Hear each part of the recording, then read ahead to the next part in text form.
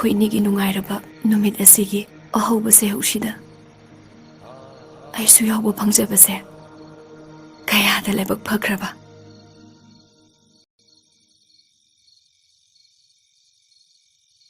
Mangal chatlu nangna lawba lakliba thuibise nangbu ngaiduna leire Nakhoinigi nungsiwai thungnabado imit sina amukta pehna yengjage Langlen luhongba haibase thamoy ani khaktagi nungsi panthungdu nati imung ani busu matam pumbada chena punsiliba asengba marine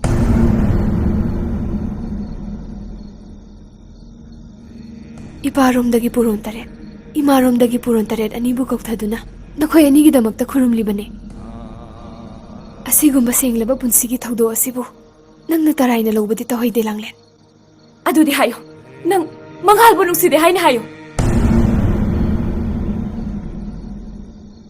Ay nangonda milamloy Langlen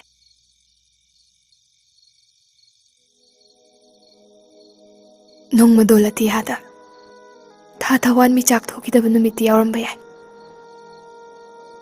Adubu Nong mata Ayna mangal bu ningsingdaba numiti yawkide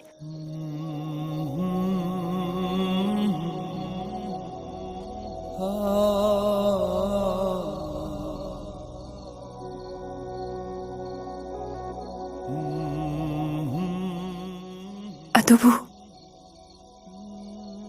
Haujikti Numit tha aniga pangkhak oiraba Nakhoy anigi marakta Thazagi mehenglaba mangalbu hek kupsiliba Lechilgi mapaidudi ay oiba pamde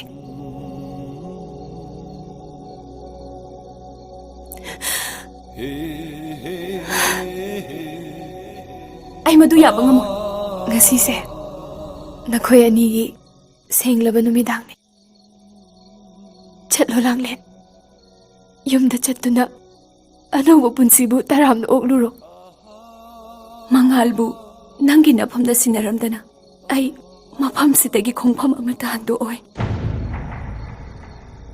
karigino nangna mangal khoinigi nungsi panthungi damak asu yawna wabiribasibo Nakhoinidi amattane adudi khomo nang naigi phamda mangal sinagadaba oirabadi karigi damakta nang magal honglibano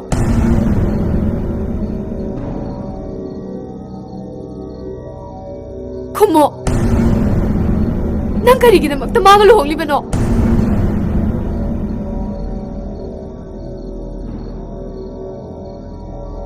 khomo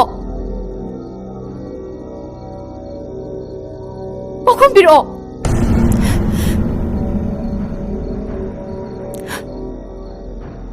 Langlen chalo Aidi mangal na luhonglamba nupini haiduna laibak miyamna noknabiba ngangnabiba maduna aigidi hingbagi mamal hengat kadawribane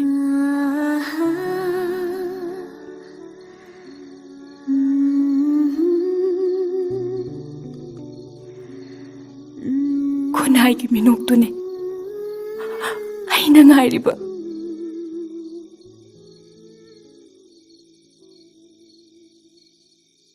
Ay gidi nung shiba tung narabane.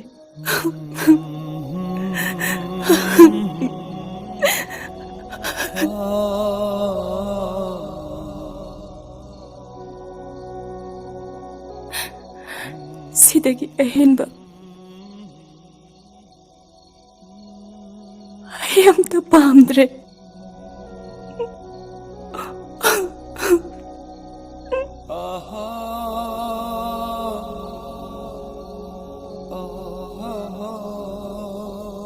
Yengo mangal.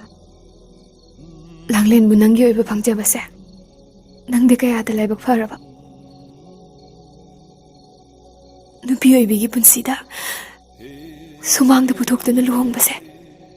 Amuk khaktane. Handaki mapoksida amuk khaktane. Malem taibang pasida. Langlena, nangidamakta katuklibase. Kananasu, ngamlaroydaba khongthangni.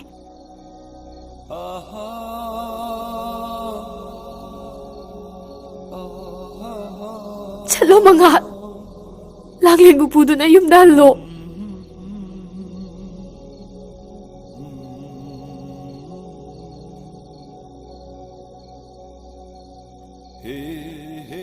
Chalo.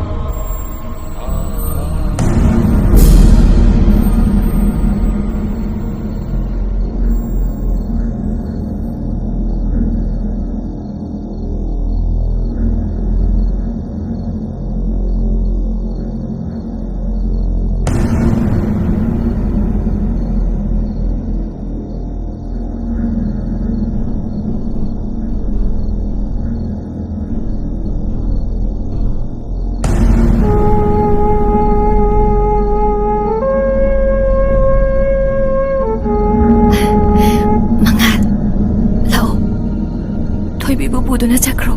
Lao.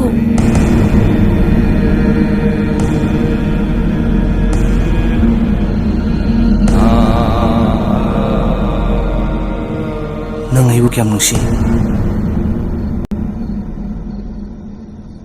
Hayo. Nang ibu kiyam nungsi.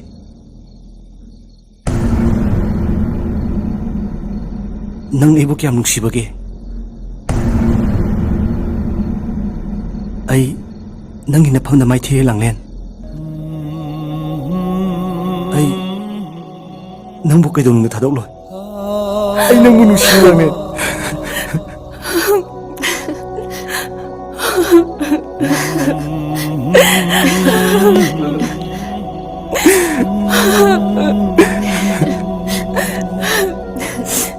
Ay sunang bunong siya mga. Ay sunang bunong siya.